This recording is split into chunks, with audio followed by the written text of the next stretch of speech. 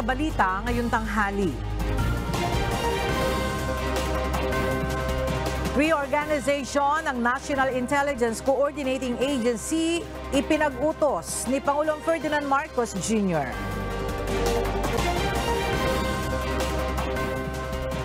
Lung transplant program inilunsad ng Lung Center of the Philippines at National Kidney and Transplant Institute. Pangulong Ferdinand Marcos Jr. muling nanindigan na hindi tutulong sa investigasyon ng ICC laban sa war on drugs. Vice President Sara Duterte kinumpirmang kakandidato sa susunod na eleksyon. Investigasyon sa umano'y mga pang-aabuso ng religious leader na si Apollo Quiboloy sinimulan na ng Senado. Ilang testigo humarap sa pagdinig. At 8 patay, ilan pa natabunan bunsod ng landslide sa southwestern China. Magandang tanghali mga kasangbahay. Ngayon po ay araw ng Martes, January 23, 2024. At una sa mga balita ngayong tanghali, nireorganisa ni Pangulong Ferdinand Marcos Jr. ang National Intelligence Coordinating Agency o NICA. Sa ilalim ng Executive Order No. 54, inilahad ni Pangulong Marcos Jr. ang pangangailangan na mareorganisa ang NICA upang makatugon sa nagbabagong mga banta sa national security. Isa sa mahalagang nilalaman ng EO ay ang paglikha ng Office of the Deputy Director General o ODDG for Cyber and Emerging Threats. Trabaho ng naturang tanggapan na magbigay ng direksyon at pangasiwaan ng counterintelligence at countermeasures laban sa cybersecurity threats, weapons of mass destruction at iba pang umuusbong na mga banta. Ang ODDG ay pamumunuan ng Deputy Director General na may posisyon na Assistant Secretary ng IA o na ia-appoint ng Pangulo. Kasamang malilikha rin ang Directorate for Counterintelligence and Security at Directorate for Cyber Intelligence and Countering Weapons of Mass Destruction. Pinangunahan ngayong araw ni Pangulong Ferdinand Marcos Jr. ang selebrasyon ng ika-125 anibersaryo ng unang Republika ng Pilipinas sa Malolos, Bulacan.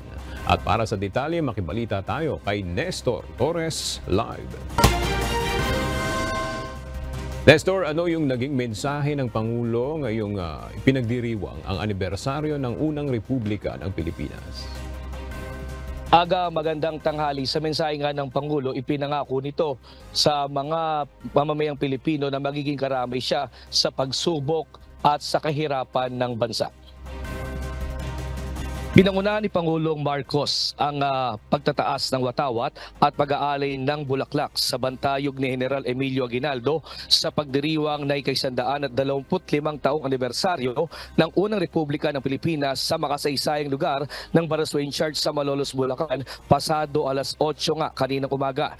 Kasabay nito ang paggawad ng 3 gun salute kasama ng Pangulo si General Romeo Browner Jr., puno ng kalupunan ng Sandatahang Lakas ng Pilipinas na sinaksihan naman ni Senate President Juan Miguel Zubiri, House Speaker Ferdinand Martin Romualdez at ng mga local government officials sa panguna ni Bulacan Governor Daniel Fernando at Malolos Mayor Christian Natividad kasamang ilang mga senador at kongresista.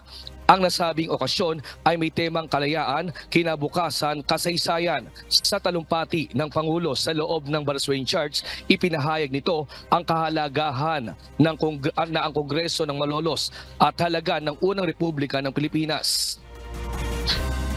Bagamat mahigit isang siglo na ang nakaraan, isinasabuhay natin taon-taon ang diwa ng kabayanihang ipinamalas sa atin ng ating linlahay.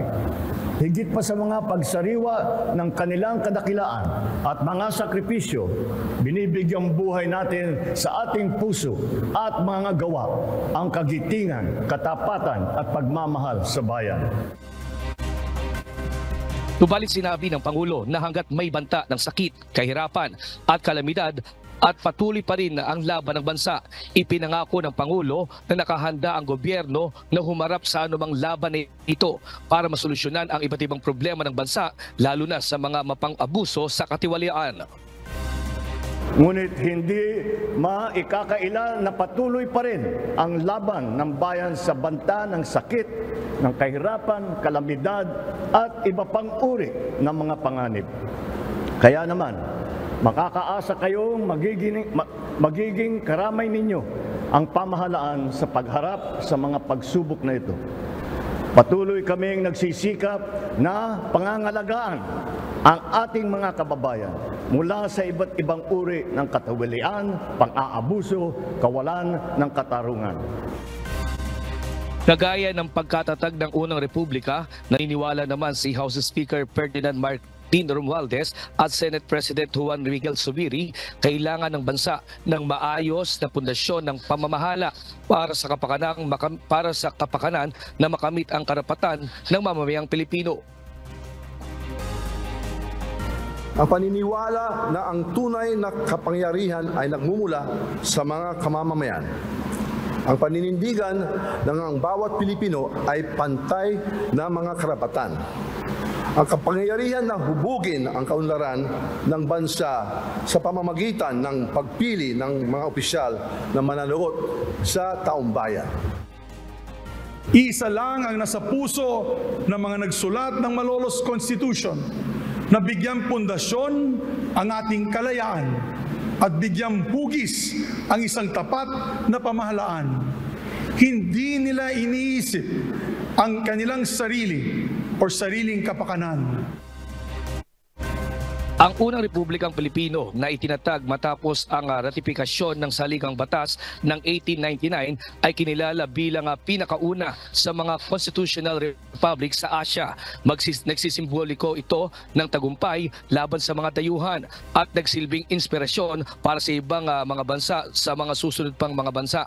Nabuo sa pamamagitan ng dekreto ni Pangulong Emilio Aguinaldo noong 23 ng Hulyo 1898 matapos ang proklamasyon ng ating kalayaan mula sa Espanya noong July 12, 1898. Samantala, marami ang mga nakiisa sa pagtitipon, kabilang na nga dito ang mga kababaihang mga taga-Malolos. Sa ngayon nga ay aga, patuloy itong ginagawa naman sa harap naman ng dito sa Malolos, dito sa Baraswain Church hanggang doon sa Kabayanan ng Malolos at crossing yung ginagawang dulunsangan kung saan nga ay tampok itong pagsayaw ng iba't ibang mga kababayan nating mga Bulakenyo para doon sa itong pagdiriwang ng Fiesta Republica dito sa Malolos, Bulacan.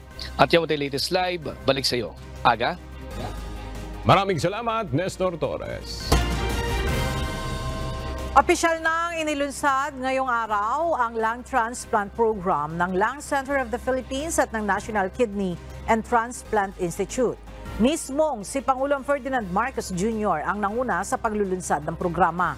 Mula sa Quezon City, makibalita tayo kay Nel Maribuhok live. Nel, ano ba ang nilalaman itong inilunsad na lung transplant program?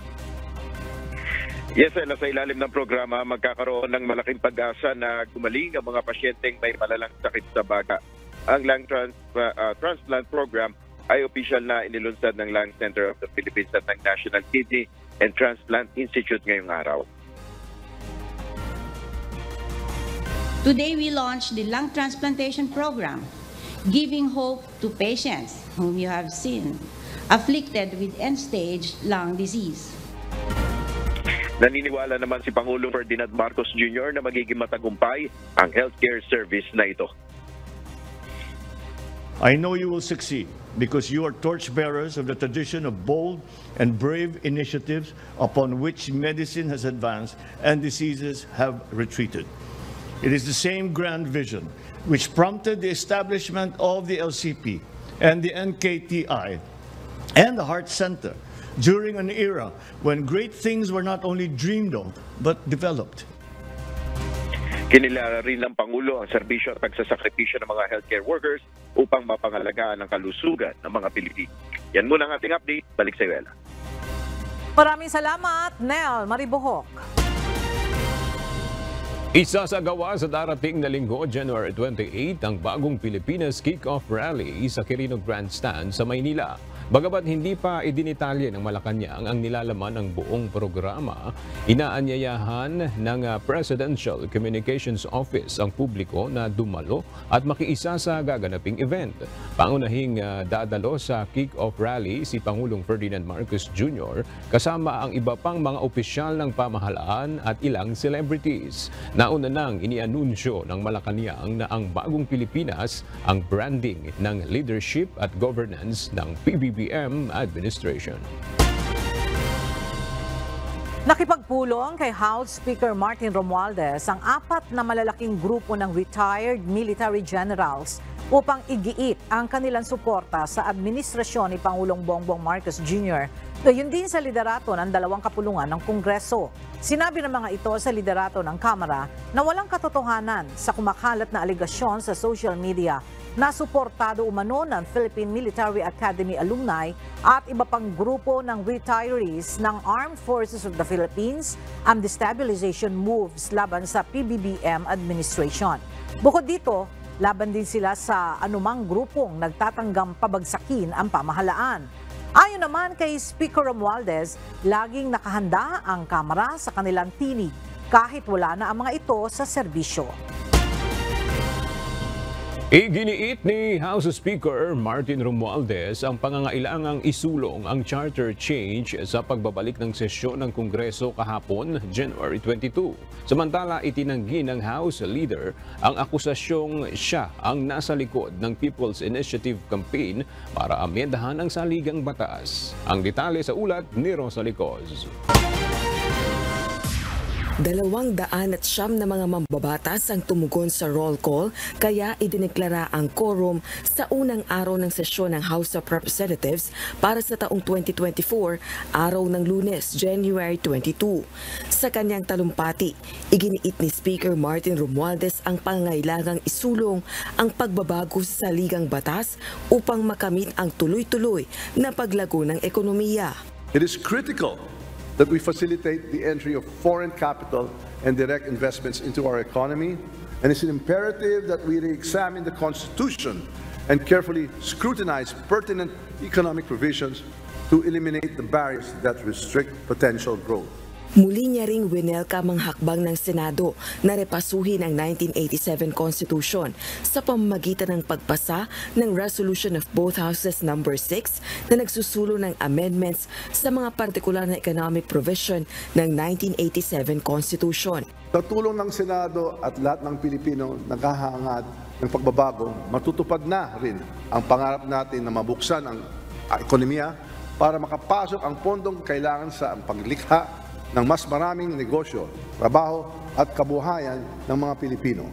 Samantala, itinanggi ng House Leader ang akusasyong siya ang nasa likod ng People's Initiative Campaign. Ginawa nito ang pahayag matapos sabihin ni Senator Bato de la Rosa na nakatanggap siya ng impormasyong ang Speaker ang nasa likod ng direktiba sa mga mambabatas na kumalap ng pirma para sa inisyatibo. Sabi man nila sa'yo na, boss, pasensya ka na, just following orders lang kami. May orders yung aming speaker. So, sunod lang kami sa order. No? Following orders lang daw sila. I don't know what he's talking about. We have mentioned any congressman.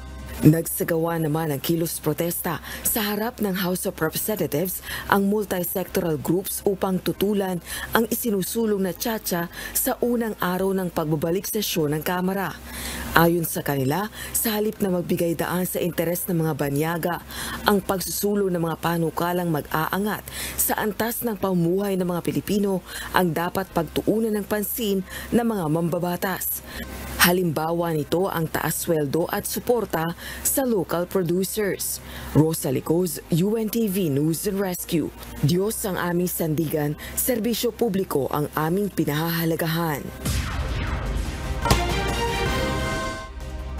Halos 1,000 lungsod at bayan na ang nagsumite ng signature forms o pirma para sa panukalang People's Initiative upang amyendahan ang saligang batas. Ayon sa COMELEC, makakaapekto ang People's Initiative pagdating sa 2025 elections. Narito ang report ni Dante Amento. Ministerial duty o trabaho ng Commission on Elections o COMELEC na tanggapin ang signature forms na isinusumite sa kanila kaugnay ng isinusulong na People's Initiative para amyendahan ang konstitusyon. Ayon kay Chairman George Erwin Garcia, nakasaad ito sa COMELEC Resolution number 10650. Kung wala po sa rules yan, wala po sa guidelines, dapat naman namin tatanggapin yung dagdag trabaho sa amin. Kaya na po nasa guidelines yun, and therefore, hanggat hindi nababaliwala yung guidelines, binabago o nasasabing null and void, then kinakailangan ipatupad po namin yung nakalagay sa guidelines namin. Ayon pa kay Garcia, nasa 900 bayan at lungsod na ang nakapagsumite ng signature form sa COMELEC kahapon. Wala naman anyang epekto kapag natuloy ang People's Initiative pagdating sa petsa ng halalan sa 2025. Dahil nasa batas ito liban kung nagkaroon ng pagbabago. Pero maapektuhan anya ang mga paghahanda para sa 2025 midterm elections tulad na lamang ng voter registration na inaasahang bubuksan sa susunod na buwan. Maaari itong isuspende para bigyang daan ang plebisito para sa People's Initiative. Bawal kasi ang pagpaparehistro 70 araw bago ang isang special election tulad ng plebisito. Yung preparasyon, definitely, same, parehas po ng mga tao ang gagamitin namin, parehas ang resources na gagamitin namin. And take note, yung po kasing mismong preliminaries ng People's Initiative, wala naman po sa budget namin yan. Ngunit dahil trabaho ng COMELEC ang pagsasagawa ng plebisito sa anumang hakbang para amyendahan ang saligang batas, kailangan nila itong isagawa kung sakaling tagumpay ang petisyon para rito. Dante Amento, UNTV, News and Rescue. Diyos ang aming sandigan, serbisyo publiko ang aming pinahahalagahan. Nanawagan si Senator Ronald Bato de la Rosa sa Malacanang na linawin ito ang posisyon kaugnay ng pagpasok ng International Criminal Court o ICC. Aniya, maging tapat dapat sa kanila si Pangulong Ferdinand Marcos Jr. kung nagbago na ang naging pangako nito na hindi makakatapak sa bansa ang ICC investigators. Narito ang report ni Harleen Delgado. Huwag patago. Ito ang panawagan ni Senator Ronald Bato de la Rosa kay Pangulong Ferdinand Marcos Jr. kaugnay ng papapasok sa bansa ng mga investigador ng International Criminal Court o ICC. Kasunod dito lang napaulat na pahayag ni dating Senador Antonio Trillanes IV na nakapag-imbestiga na ang ICC investigators sa bansa at posibleng maglabas na ng warrant of arrest. Para sa Senador, handa naman siyang sumunod sa magiging desisyon ng Malacanang basta't ipapaalam lamang sa kanila ang dapat nilang gawin. Para tayo sinaksak sa likod niyan kapag gano'n, di ba? Dapat pagkahan nyo kami kung pumayag kayo. Hindi na yung patago na magugulat na lang tayo, di ba? Unless I get a confirmation official confirmation coming from the government, saka na ako maniwala. Bakit ako maniwala sa Marites? Hindi rin ako magpapahuli kapag hulihin nila ako. Dahil sabi ka ng presidente natin na hindi siya papayag. Gayunman, sakaling nagbago ang posisyon ng Pangulo, hindi anya siya sasama sa anumang destabilisasyon at mananatili pa rin anyang nakasuporta sa Administrasyong Marcos. At kahit pa arestuhin siya ng ICC, tuloy pa rin daw ang pagtakbo ni Senator De La Rosa sa Senado. God knows what's best for me. Pag sinabi niya, pinaka-the best sa iyo ba ito is doon ka sa loob ng kulungan, tunod ako kay Lord. Ako doon lang ko sa silda mga panya. Diba parili ko ako? Ang chances para manalo, bahala ng taong bayan. I leave it up to the people kung gusto nilang papanalunin yung isang senador na i-re-elect yung senador na nasa loob ng kulungan. Kung makulong man ako. Bagaman wala pa niya siyang kumpirmasyon kung nakapasok na sa bansa ang ICC, umaasa sa Senator De La Rosa na mabibigyan siya at si dating Pangulong Rodrigo Duterte ng proteksyon mula sa gobyerno. Samantala, posible namang bumalik sa politika si dating Pangulong Rodrigo Duterte. Sa isang panayam, sinabi nito na handa siyang tumakbo muli kung magkakaroon ng matinding dahilan. Kontento na anya siya sa naging panahon niya bilang Pangulo, pero mapipilitan umano siyang bumalik kung kakailanganin para magsalita sa mga mahahalagang issue. I might run for senator. I said it must be a compelling reason, not just a pang-politika. Kung sakali merong compelling reason na kailangan ang boses ko Pwede kasi magsalita ako sa civilian, but wala kang platform, not unlike a senator. Hardy Delgado, UNTV News and Rescue. Diyos ang aming sandigan, serbisyo publiko ang aming pinahahalagahan.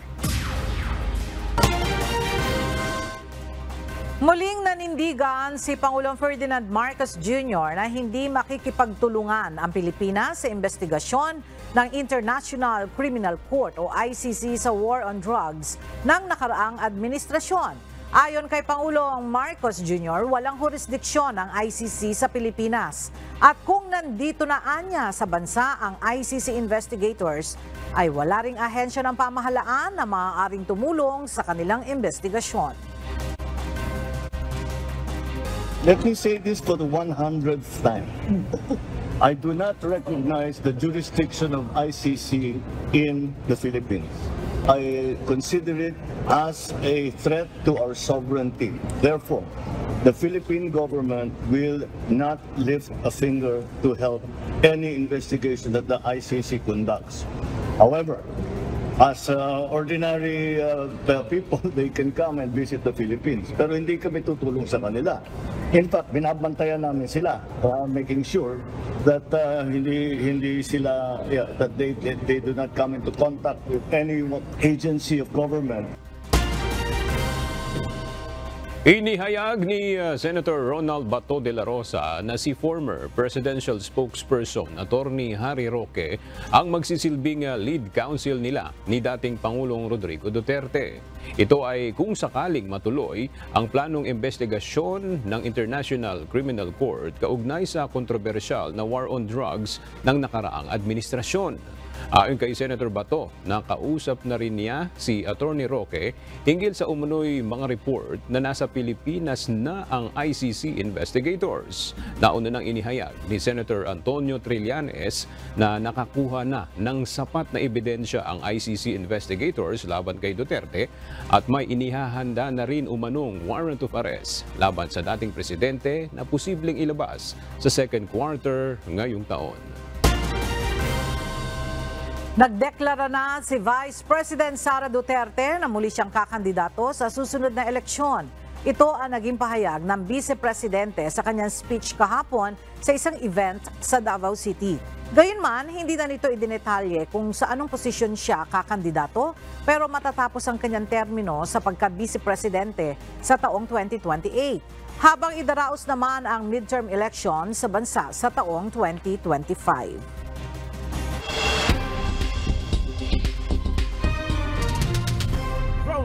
Balita. Ipinagpaliban ang rotation and resupply mission na inilaan para sa Ayungin Shoal sa West Philippine Sea o WPS nitong weekend. Kinumpirma ng AFP noong Lunes na hindi natuloy ang RORE mission matapos na magkaroon ng technical difficulties ang isa sa mga sasakyang pandagat na nakatalaga sa misyon. Ang sasakyang pandagat na nagkaroon ng aberya ay ang Unaiza May 1, isa sa dalawang barko na regular na ginagamit ng pamahalaan para sa mga RORE mission. Matatandaan noong December 10, 2023 ay binangga ng isang barko ng Chinese Coast Guard ang vessel habang nagsasagawa ito ng resupply mission. Itinalaga na bilang bagong pinuno ng makapangyarihang Senate Blue Ribbon Committee si Senator Pia Cayetano. Sa pagbabalik sesyon kahapon, sinabi ni Senate Majority Leader Joel Villanueva na formal nang natanggap ang resignation letter ni Senator Francis Tolentino bilang chairperson ng komite. Kasunod nito, inihalal si Senator Cayetano bilang bagong chairperson ng Senate panel na sinang-ayunan naman ng Senate Minority Bloc. Si Senator Pia Cayetano ang kauna-unahang babaeng senador na mamumuno sa komite. Ang Senate Blue Ribbon Committee ang nag-iimbestiga sa mga alegasyon ng katiwalian at irregularidad sa mga public official at ahensya ng gobyerno. The minority applauds the decision of the majority, Mr. President, and we congratulate our first ever female chairperson of our Senate Blue Ribbon Committee. Tiniyak ng Department of Social Welfare and Development o DSWD na hindi mapapabayaan ng pamahalaan ang mga miyembro ng Socorro Bayanihan Services o SBSI. Kaugnay ito sa planong relocation at reintegration ng SBSI members sa komunidad. Ipinadala na ni Secretary Rex Gatchalian ang operations group ng DSWD sa Surigao para umasiste sa provincial government sa pagtukoy sa mga miyembro ng SBSI na maaring i-reintegrate o i-relocate. Sinimulan na ng Surigao del Norte Provincial Government ang paghahanda ng paglilipatan ng Socorro Group members matapos suspindihin ng DENR noong 2004 ang Protected Area Community-Based Resource Management Agreement sa SBSI habang iniimbestigahan ang mga aligasyon ng paglabag sa grupo. Mas dumami pa ang bilang ng mga pamilyang Pilipino na nakararanas ng involuntary hunger ngayon sa social weather stations. Sila ang mga Pilipinong nagugutom o walang makain na hindi bababa sa isang beses sa nakalipas na 3 buwan. Ayon sa SWS survey, mula 9.8% noong September 2023 ay umakyat ito sa 12.6% noong Disyembre. Gayunman, nangangahulugan itong bumaba ng 1 point ang annual hunger rate sa taong 2023 kumpara noong 2022, ngunit mas mataas ng 1.4% kumpara sa pre-pandemic noong 2019.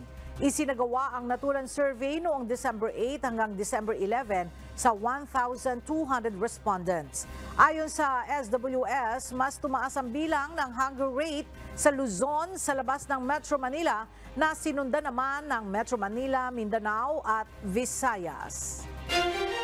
Hindi nakaligtas sa ginagawang paglilinis sa hanay ng pambansang pulisya ang 6 na pulis matapos ang isinagawang surprise drug test. Ayon kay Philippine National Police Chief Police General Benjamin Acosta Jr., ang 6 na pulis ay nakatalaga sa National Capital Region Police Office at sa Police Regional Office 8. Narito ang report ni Lea Ilagan. Hindi pa rin tumitigil ang ilang pulis sa paggawa ng katiwalian. Ito ay sa kabila ng seryosong internal cleansing na ipinatutupad ng Philippine National Police. Sa katunayan, ayon kay PNP Chief Police General Benjamin Acosta Jr., sa 4,614 na isinalang sa drug test mula January 1 hanggang January 22, 2024, 6 dito ang nagpositibo sa iligal na droga. Sa ating mga kapulisan na medyo tumataliwas pa at ayaw umalain, again, I'm reminding you sana, for your family at batas ng sweldo natin, ipakita naman natin na talagang we deserve na yung sweldo na binibigay sa atin ng ating bayan. 5 sa mga nagpositibong police non-commissioned officer ay mula sa National Capital Region Police Office, habang ang isa ay mula naman sa Police Regional Office 8. 3 sa mga ito ang may ranggong patrolman, isa ang police staff sergeant, isa ang police senior master sergeant at isa din ang police chief master sergeant. To the commanders on the ground, especially sa ating mga regional directors, let us continue our drug testing and ipursige natin yan. I commend especially yung Region 10, yung efforts in arresting yung bypass na police, and also for NCRPO and Region 8 for the drug testing.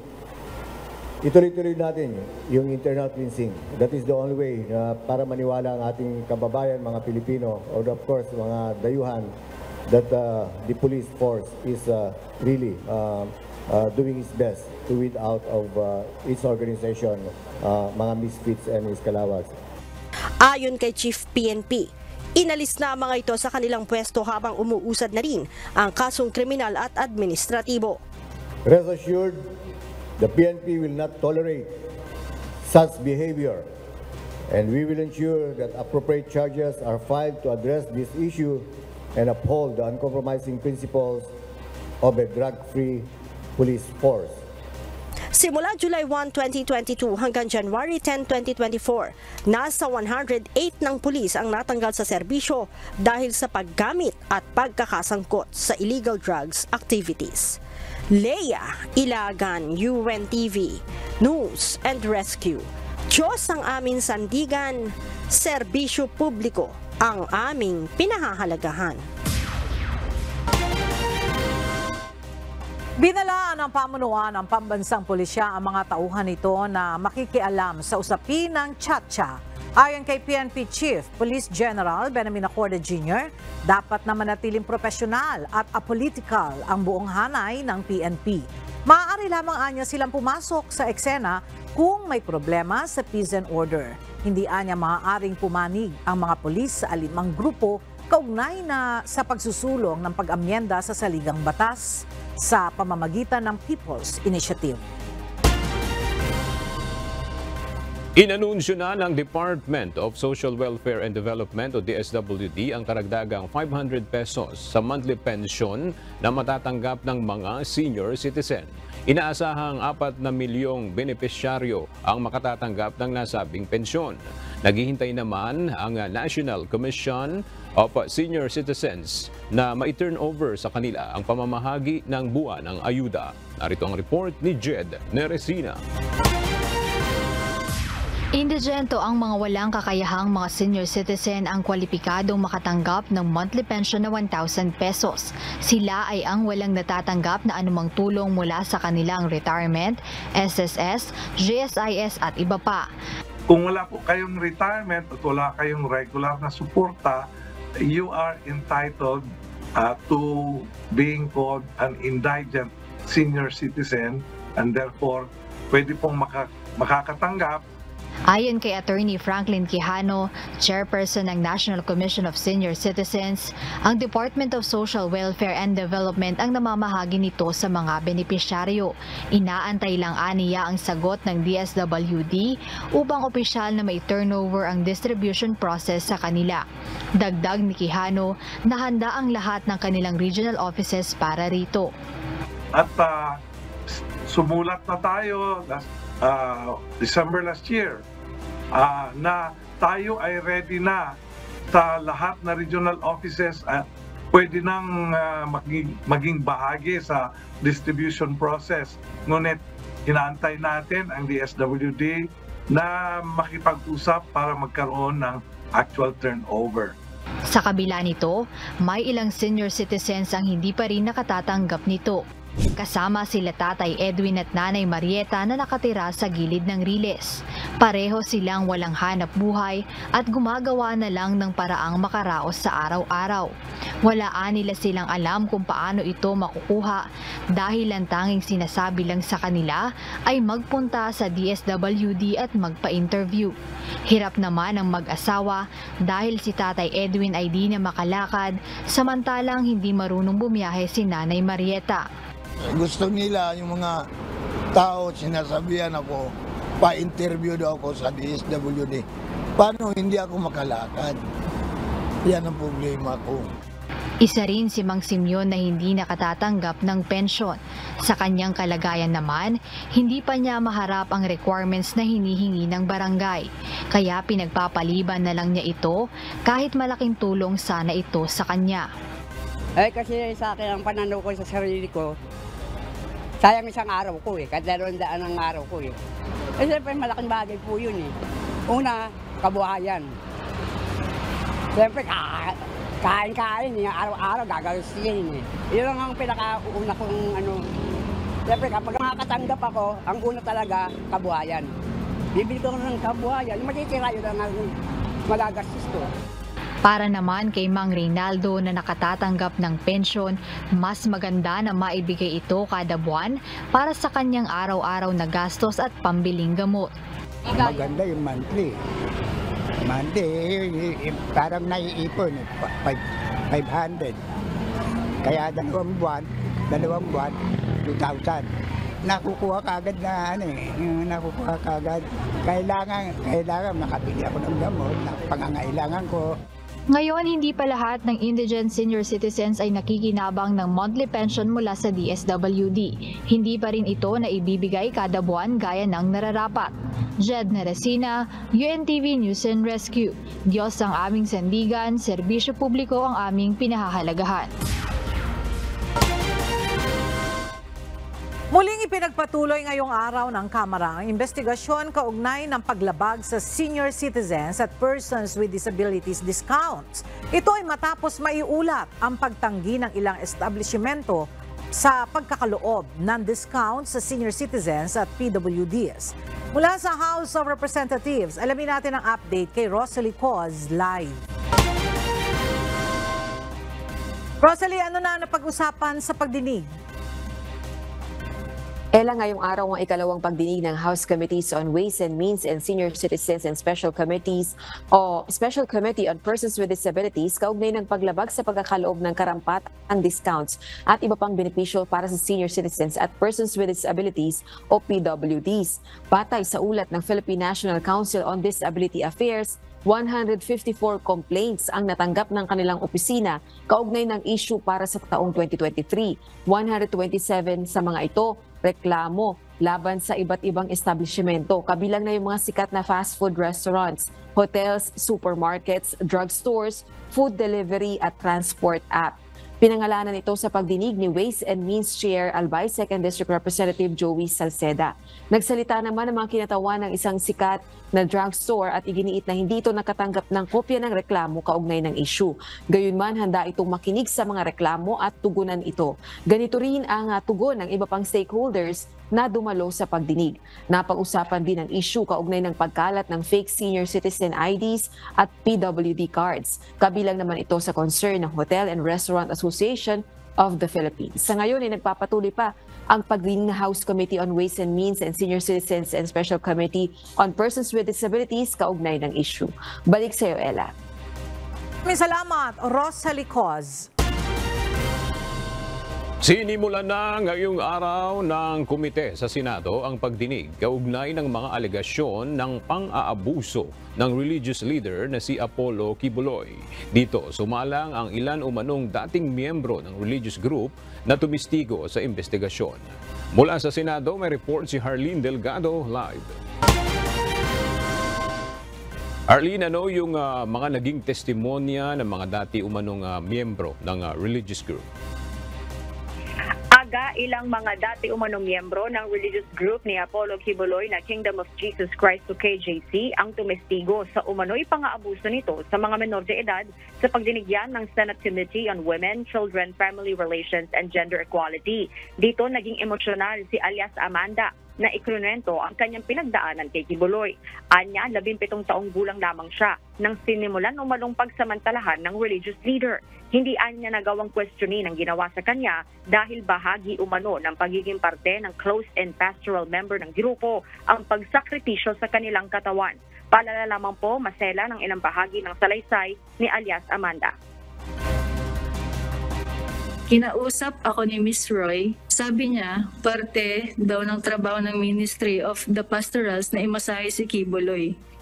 Sabi niya, special privilege daw ito dahil hindi naman daw lahat nakahawakan at nakakalapit sa anak ng Diyos. Tinanggal din niya ang pajama pants at brief niya na nanginginig na ang katawan ko sa takot at nakatitig lang ako sa kisame. Pinipigilan ko na lang ang mga luha ko dahil sobra akong nagulat at walang magawa.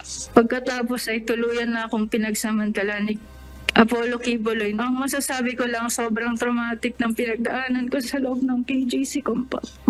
Hanggang ngayon hindi pa rin ako nakarecover.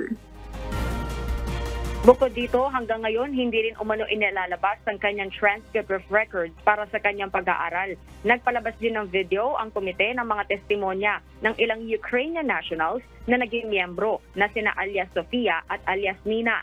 Dito, isinanalisay nila ang naranasang pananamantala mula kay Kibuloy. Ilang testigo rin na nagsalita kaugnay ng paggamit sa mga bata para manlimos at magtrabaho. Ayon kay Senate Deputy Minority Leader Risto Ontiveros na siyang chairperson ng komite, ebidensya ang mga pang-aabuso ni Kibuloy ng child at sexual abuse at human trafficking. At tila mukhang pareho niya ang modus ni Kibuloy kay Senior Aguila kung saan ginagamit ang relihiyon para manlinlang at mang-abuso. Aga pinapasagpi na ng komite si Quiboloy para dumalo na sa susunod na pagdinig. Nagpaabot ng 2 imbitasyon ang komite kay Quiboloy, ngunit hindi ito dumalo sa pagdinig at nagpadala ng kanyang abogado. Ayon sa Bureau of Immigration, nasa loob pa ng Pilipinas si Quiboloy. Aga sa ngayon nagpapatuloy pa ang pagdinig ng Senate Committee on Women, Children at Family Relations and Gender Equality kaugnay ng issue. At yan mo ng update, balik sa iyo Aga. Maraming salamat, Arlene Delgado.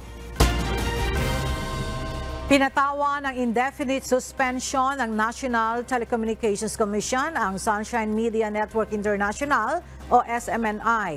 Nauna nang ipinag-utos ng NTC ang 30-day suspension laban sa radio at television network noong December 21, 2023. Subalit, napag-alaman ng NTC na hindi istriktong sumunod ang istasyon at natuklasang nag-ooperate pa rin ito sa ilang mga lugar sa Western Visayas noong December 27. Kaugnay nito, inatasan na ng NTC ang respondent na magpaliwanag kung bakit hindi nito sinunod ang 30-day suspension at inutusan na itigil ang operasyon ng istasyon indefinitely.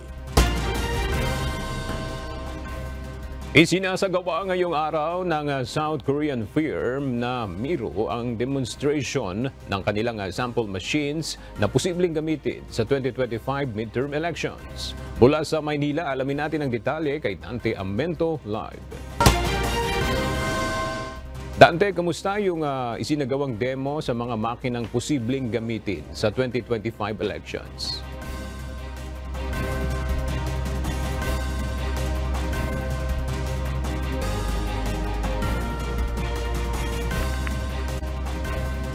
Dante Amento.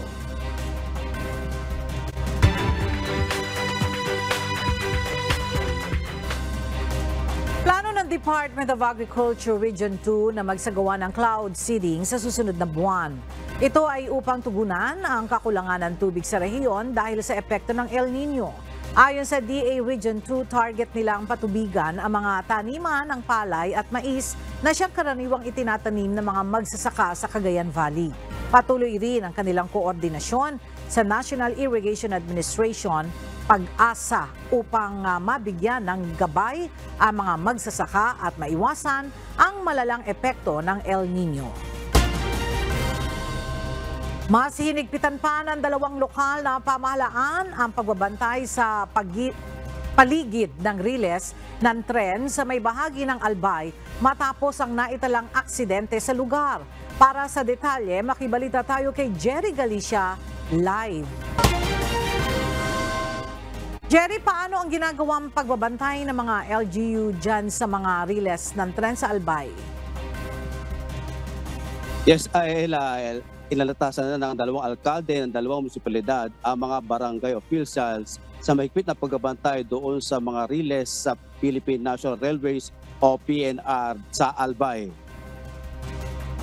Ito ng 3 naitalang nasawi matapos mahagip ng tren mula ng muling mag-operate ito. Isang 29 years old sa barangay Apad sa bayan ng Pulangi ang naaksidente sa riles ng tren ng sumpungin ng sakit na epileptic seizure at bumagsak sa riles noong November 6 ng nakaraang taon. November 28 naman noong isang taon na isang 50 anyos na may hearing impairment ang nahagip ng tren sa Barangay Concepcion, Pequeña, Naga City. At nitong Biyernes, January 19, 21 years old naman ang namatay ng aksidenteng nahagip din ng PNR train sa Barangay Sugkat sa bayan ng Pulangi. Inatasan na din ng Pulangi Mayor Adrian Salceda ang Municipal Disaster Reduction and Management Office na makipag-ugnayan na sa mga pulis at mamahagi na information campaign materials sa mga aksidente malapit sa daanan ng tren. 8 barangay naman ang binabagtas ng PNR sa bayan ng Pulangi. Ito ay ang Agos, Matacon, Santikon, Apad, Laningay, Sugkat, Magurang at Basuda. Inutusan na din ni Kamalig Mayor Carlos Erwin Baldo Jr. ang mga watchmen sa barangay na i-monitor at laging tiyakin na walang mga tao sa railway sa mga schedule na pagdaan ng tren. Ipinagbigay alam na din sa mga residente ang mga oras ng pagdaan ng tren sa mga matataong lugar. Tiniyak din ng LGU Kamalig na nakadeploy ang mga watchmen sa railroads sa mga barangay ng Tagaytay, Kumon, Taladong at Binitayan sa Kamalig, Albay. Nag-utos na din si Police Regional Office o PRO5 Regional Director Police Brigadier General Andre Dizon sa mga tauhan na tumulong sa mga watchmen sa pagbabantay sa mga riles ng tren. Suwestyon din ng PRO5 na maglagay ng karagdagang early warning signs malapit sa mga riles at sa matataong lugar na dinadaanan ng PNR. Yan ang balita. Balik sa iyo, Ella. Maraming salamat, Jerry Galicia. Inaasahan daragsa ang mga turista sa Baguio City bunsod ng nalalapit na panagbanga o Flower Festival. At kalinsabi nito ay inaasahang maiiwan ang toneladang mga basura. Kaya naman plano ng LGU na magdagdag ng mga tauhan na maglilinis sa syudad. Mula sa Baguio City, makibalita tayo kay Grace Doctolero live. Grace, ilang tauhan ang i-hire ng LGU para sa karagdagang puwersa na maglilinis dyan sa Baguio sa Panagbanga Festival? Yes, Ella, magandang tanghali. Nasa 30 empleyado ang inaasahang i-hire ng lokal na pamahalaan ng Baguio para nga tutulong sa paglilinis at pagkokolekta ng mga basura na maiipon sa darating na Panagbanga Festival. Ilang linggo na lamang ay panahon na naman muli ng Panagbanga. Inaasahan muli ang pagdagsa ng mga tao upang mapanood ang nakahandang aktibidad sa lungsod. Dahil dito, inaasahan din na darami rin ang basurang kailangang makolekta. Bilang paghahanda sa Flower Festival, magdaragdag ng 30 empleyado ang General Services Office. Ito'y upang makatulong sa paghahakot ng mga basura. Sa kasalukuyan ay nasa 250 tons ng basura ang nakokolekta ng GSO kada araw. Kaya naman napakaraming tambak ng basura ang naiipon kung hindi agad ito makolekta na siyang nangyari noong nakaraang holiday season, kung saan nagkaroon ng 500 na tonelada ng basura ang backlog o hindi agad nakolekta ng mga basura sa lungsod. Ayon kay Eugene Boyogan, ang hepe ng Baguio General Services Office, kahit gaano ang paghahanda, hindi ito kakayanin ng GSO kung hindi sa publiko mismo manggagaling ang disiplina. Kaya naman ang kanilang pakiusap sa lahat ng mga local residents, tourists at mga transient owners, tiyakin ng ating mga basura ay well managed o nakasegregate. Huwag ihalo ang food waste o nabubulok sa mga residual waste. Ella, bukod sa pagsisegregate, isa sa nakikitang solusyon ay ang pagbawas sa napuproduce na basura, di lang ito sa mas practical na karamihan o mas sustainable pa ito sa ating kalikasan. Yan muna ang balita mula dito sa Baguio City. Balik sa iyo, Ella. Maraming salamat, Grace Doctolero.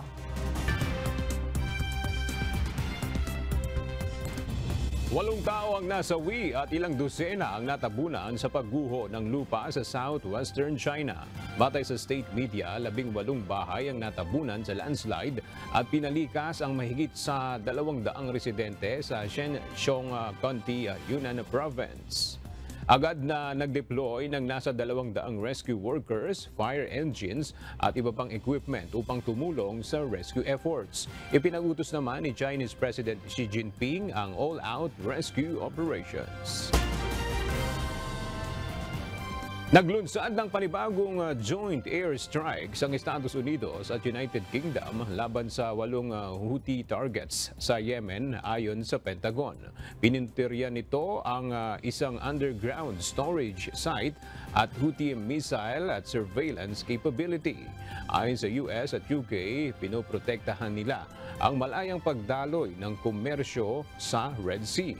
Mula November 2023, nagsasagawa ng pag-atake ang Iran-backed Houthis sa mga barkong iniuugnay ng mga ito sa Israel at Western nations na naglalakbay sa Red Sea trade route. Tinanggal na ng Australia ang tinatawag nitong Golden Visa na nagkakaloob ng karapatan sa mga mayayamang overseas investors na makapanirahan sa bansa. Napag-alaman ng pamahalaang nagdudulot lamang ito ng lugi sa ekonomiya. Matagal nang sinasabi ng mga kritiko na ginagamit lamang ang sistemang ito ng mga tiwaling opisyal upang makakalap ng iligal na pondo. Posible namang palitan ito ng skilled worker visas. At sa ating pong iiwang mga salita ng Diyos na ating sandigan mula sa Aklat ng Kawikaan, Kapitulo 19, versikulo 10 na nagsasabi, maayos na pamumuhay ay hindi magaling sa mangmang, lalo na sa alipin na magpuno sa mga pangulo.